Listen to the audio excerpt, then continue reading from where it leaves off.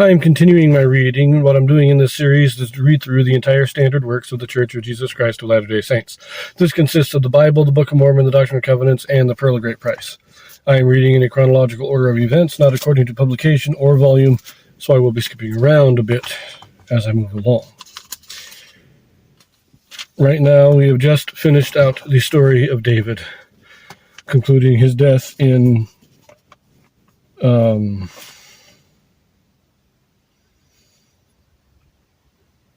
Actually, we're still on the life of David for a brief moment here. We had his death at the end of 2 Chronicles in chapter 29. Now we are in the book of 1 Kings.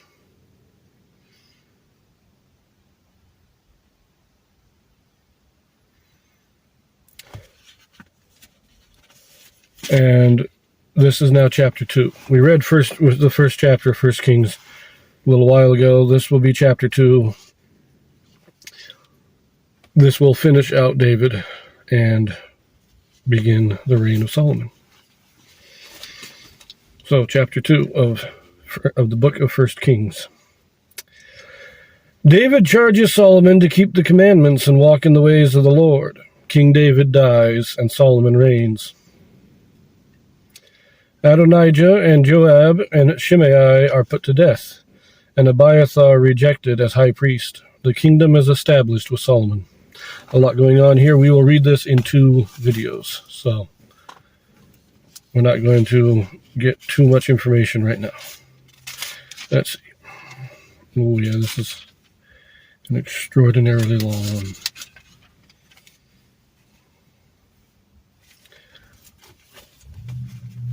Now the days of David drew nigh that he should die, and he charged Solomon his son, saying, I go the way of all the earth. Be thou strong, therefore, and shew thyself a man. And keep the charge of the Lord thy God, to walk in his ways, to keep his statutes, and his commandments, and his judgments, and his testimonies, as it is written in the law of Moses, that thou mayest prosper in all that thou doest, and whithersoever thou turnest thyself.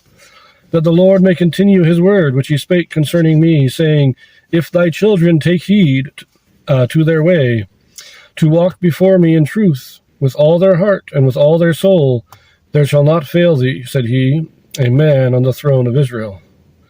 Moreover, thou knowest also what Joab... let's pause for a minute. I like this... first of all, I like that statement there. Shew thyself a man. Just because a person is born, and just because we are men and women biologically, there's also being a man and being a woman, fulfilling the role of a man that God has set out, fulfilling the role of a woman that God has set out. To be a man is to live the life of a man that God has set out. So I like that statement. Shew thyself a man. But I also like, he reminds him that of God's promise. As long as you follow God, I have the promise that you will not lose the throne. God promised me that as long as my children are faithful, my line will always continue. So follow God and you'll be good. Anyways, continuing verse 5. Moreover, thou knowest also what Joab the son of Zeruiah did to me, and what he did to the 2 captains of the hosts of Israel, unto Abner the son of Ner, and unto Amasa the son of Jether, whom he slew, and shed the blood of war in peace, and put the blood of war upon his girdle that was about his loins, and in his shoes that were on his feet. Do therefore according to thy wisdom, and let not his hoar head go down to the grave in peace. But shew kindness unto the sons of Barzillai, the Gileadite, and let them be of those that eat at thy table. For so they came to me when I was fled because of Absalom thy brother. And behold, thou hast with thee Shimei the son of Gera, a Benjamite of Bahurim, which cursed me with a grievous curse in the day when I went to Mahanaim. But he came down to meet me at Jordan. And I swear to him by the Lord, saying, I will not put thee to death with the sword. Now therefore hold him not guiltless, For thou art a wise man, and knowest what thou oughtest to do unto him. But his hoar head bring thou down to the grave with blood. So David slept with his fathers, and was buried in the city of David. And the days that David reigned over Israel were 40 years. 7 years reigned he in Hebron, and 30 years reigned he in Jerusalem. 30 and 3 years reigned he in Jerusalem. So why are we getting these things? Remember, Joab has been the captain of the host under David from the time that he was fleeing from Saul. Joab was his top military leader. But so why didn't David execute Joab after he murdered Abner? Why didn't he do anything after he murdered Amasa? Now, his appointment of Amasa to replace Joab was was an idiotic idea, but why did he not execute him at that time? And the reason is that Joab was a very influential and powerful man. He was David's nephew, likely fairly close in age to David, but he was David's nephew. He was the captain of the host. A lot of the soldiers were loyal to him. He had power. And David, especially after Joab helped him murder Uriah, David had lost his influence to execute judgment on Joab because of the affair with Uriah. If David tried to do anything, Joab could just say, well, hey, I killed Uriah for you. And, it set up a very bad dynamic there. But with David dying and Solomon becoming king, David's 70 years old. Joab's probably about 60. He's getting up there in age. The current military is no longer directly loyal to Joab. He's getting of the age of retirement. And so Solomon can execute judgment against Joab because Joab no longer has the influence over the military that he did, and he can't hold anything over Solomon. David, he had some leverage with David. He has none with Solomon. And David's saying, look, Joab is a murderer. He needs to be punished. He needs to face the guilt of what he did. I couldn't do it myself, but you are in a position that you can do this. Now, with Shimei, he's the one that was throwing stones at him and cursing him as they fled, if you'll recall that story. And at the time, David said, leave him alone. It's part of God's punishment. God sent him to, make the punishment a little bit more poignant for me. But he understood that the guy should have been at least driven off. The guy was basically committing treason. He wasn't really a serious threat. He was one man just throwing stones. He wasn't a serious threat, but he was committing treason against the king and against the kingdom. And he should have been dealt with, and David didn't because David wasn't feeling good at the time. He wasn't. He wasn't in his right mind at the time, you could say. And then he, of course, what was his name? Barzillai,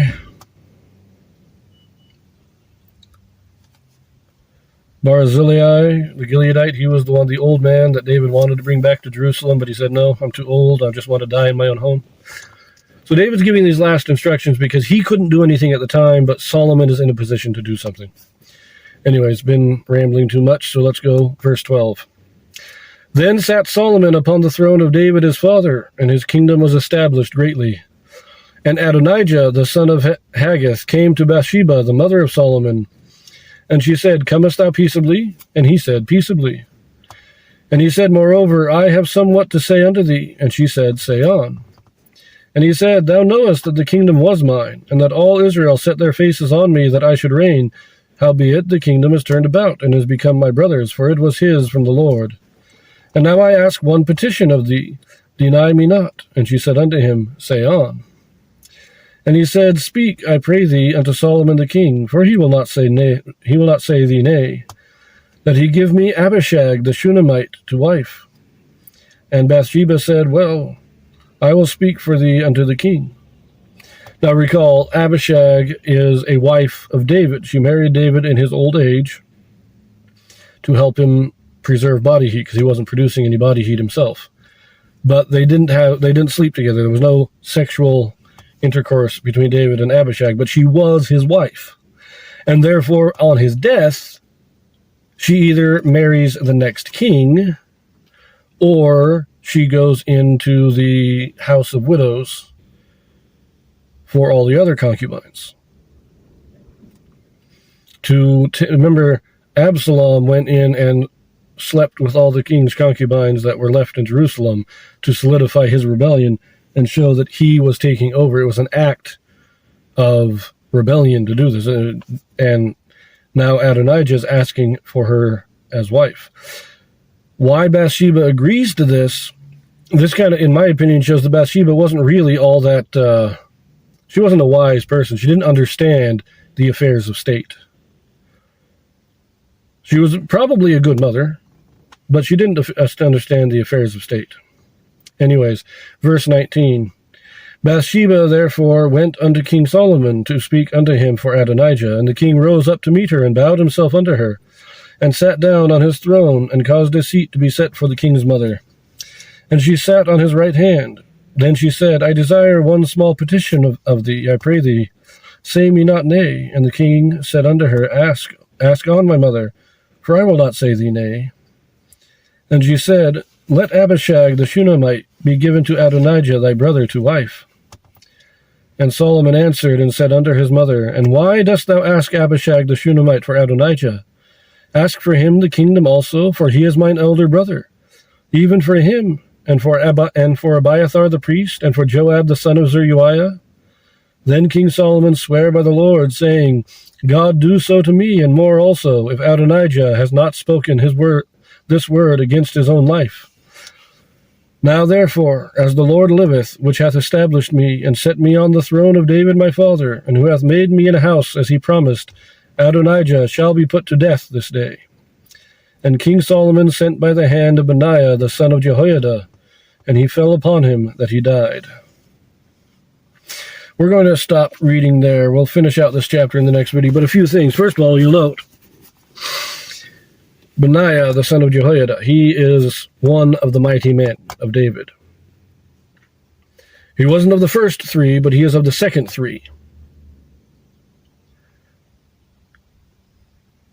So he was a great man, a great soldier, a great friend and colleague of David.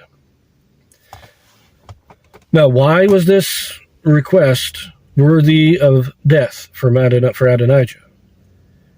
And it's the same thing with Absalom. When Absalom slept with the concubines, this was a point of no return in the rebellion.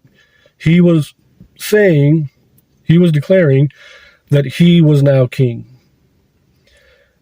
And by asking to be given Abishag as his wife, Adonijah is setting himself up to usurp the throne.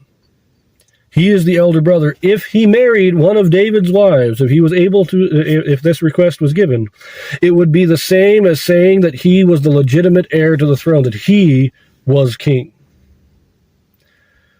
Now, when Solomon was made king in chapter 1,